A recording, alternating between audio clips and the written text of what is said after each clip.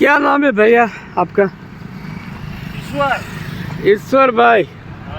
દર શિયાળે અહીંયા ચોટીલા ધામની અંદર આ લોકો આવે છે પોતાની રોજગારી માટે, અને શિયાળાની ઋતુની અંદર સારામાં સારું કચેરીઓ અહીંના યાત્રીઓ તેમજ અહીંના વિસ્તારને ખવડાવે છે. તો આપણે પૂછીએ કે આમનો ભાવ શું છે પહેલાં? આ કાળા તલ 300 કિલો, સફેદ 250, 280, ડ્રાયફ્રૂટ 280, આદા 250. સરસ. તો દર વર્ષે આ પણ એક સેવાનું કામ છે અને એમની રોજગારીનું કામ છે. તો આ વિસ્તાર અને યાત્રિકો આમનો લાભ લો.